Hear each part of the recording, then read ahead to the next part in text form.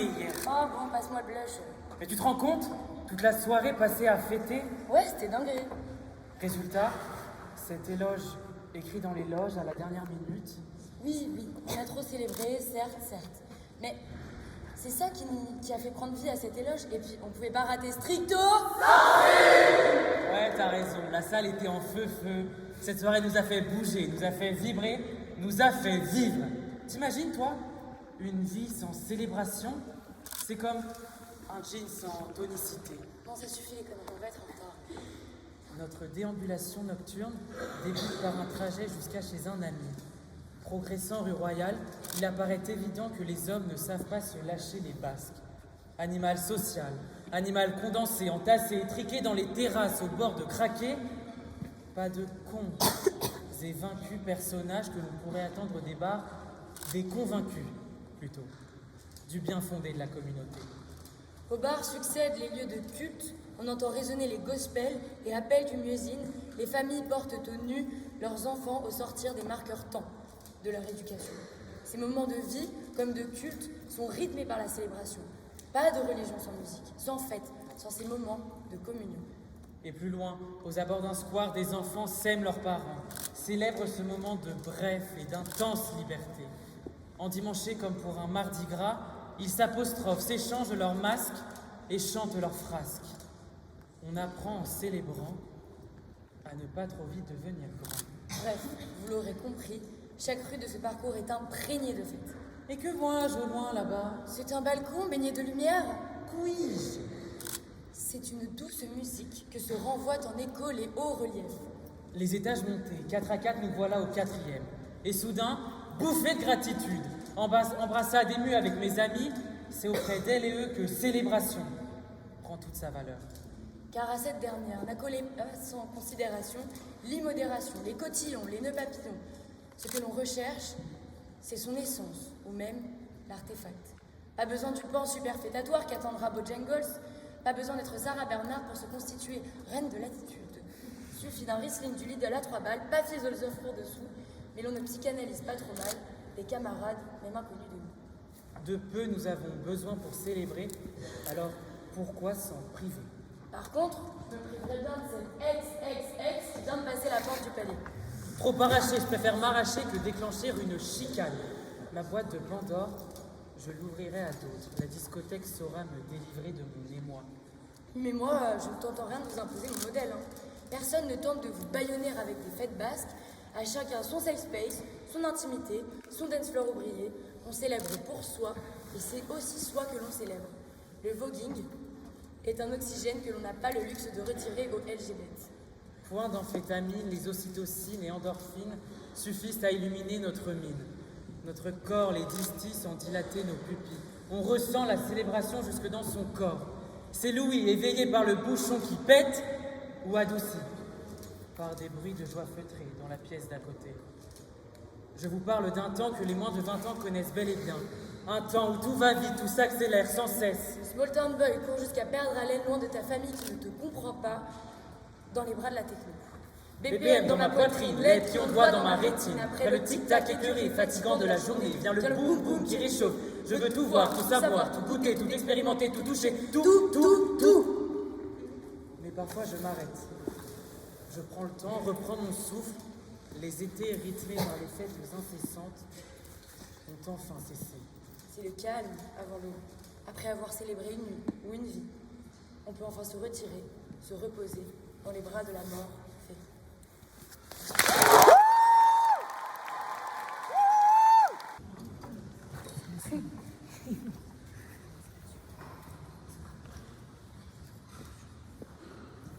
La magie de Noël existe dans les yeux des enfants.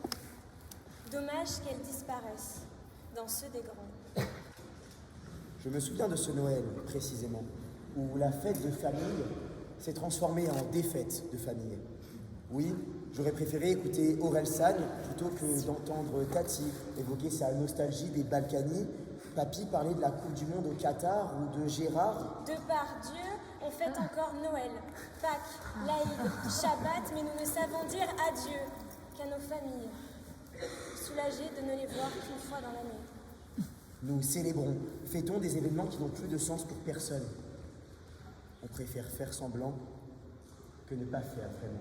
Jusqu'à en rendre les arbres ridicules, les déshabiller de leur essence jusqu'à ce qu'il n'ait plus de sens.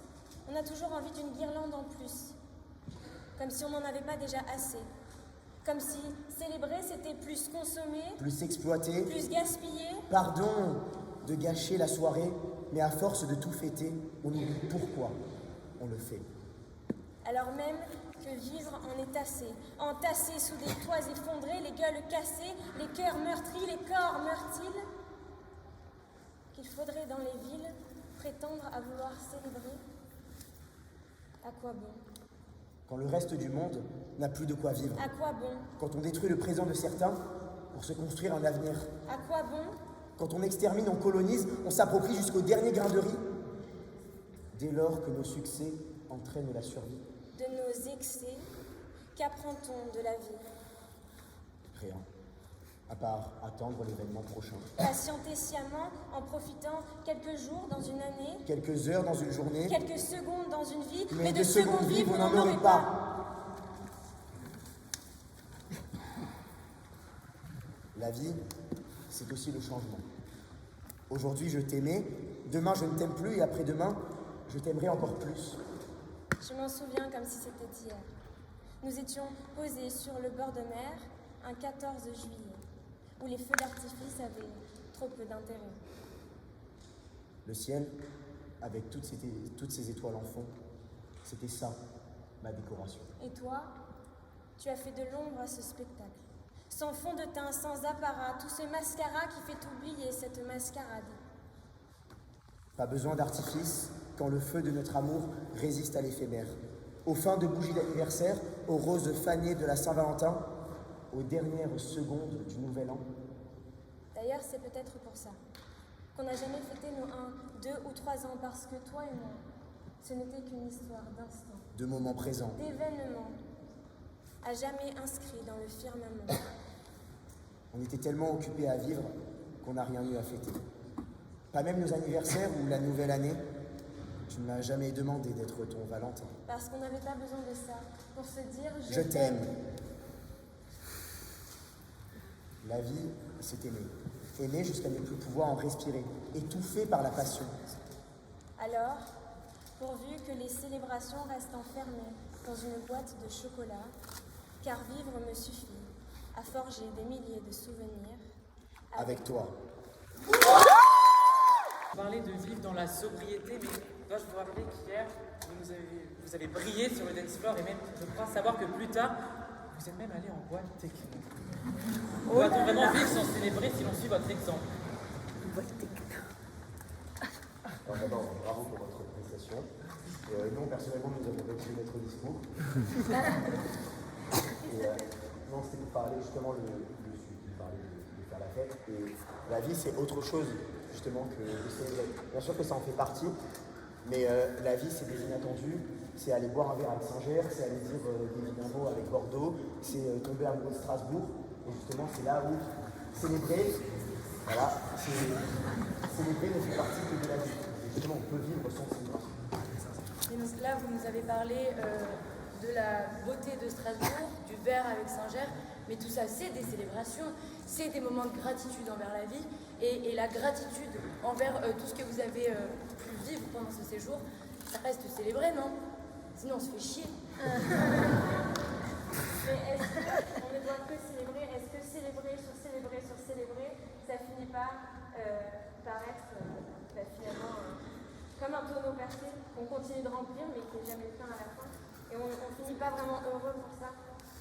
Et puis est-ce qu'on a aussi besoin des célébrations pour faire les choses qu'on aime? Est-ce qu'on a besoin d'attendre la fête des mères pour dire à nos mères qu'on les aime? Est-ce qu'on a besoin des mariages pour déclarer nos flammes? Là, en parlant d'amour, merci beaucoup. Je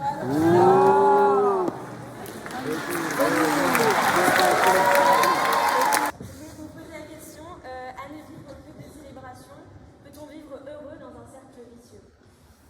Je comprends ce que vous voulez dire, mais nous, ce qu'on a avancé comme point, c'est pas on ne vit que par la célébration. Mais pour nous, la vie est une célébration, c'est-à-dire que les deux vont de pair. Et donc, je vois pas encore on est dans un cercle vicieux quand on est juste heureux de vivre et que Et parfois, ce cercle vicieux, justement, on peut en sortir en célébrant avec soi-même et en se retrouvant dans notre Et intimité. fête n'est pas égale à alcool, les enfants. Non, non. Là, vous boire tout le temps. Dans votre présentation, du coup, vous nous avez parlé des célébrations qui étaient assez liées avec le plaisir. Il y a Jean d'Ormesson qui nous dit merci pour les roses et merci pour les épines. Est-ce que du coup, la vie, c'est pas aussi des épines? Si, et puis les célébrations, ça peut aussi être la célébration d'accepter un deuil et de se dire que nous, on est toujours vivants, par exemple, et qu'on célèbre aussi le fait d'avoir passé une épreuve. Enfin, voilà, once again, on peut célébrer pour tout et n'importe quoi, et notamment les épreuves difficiles, parce qu'on a été suffisamment courageux et courageuse pour s'en sortir. Et bien, Merci beaucoup.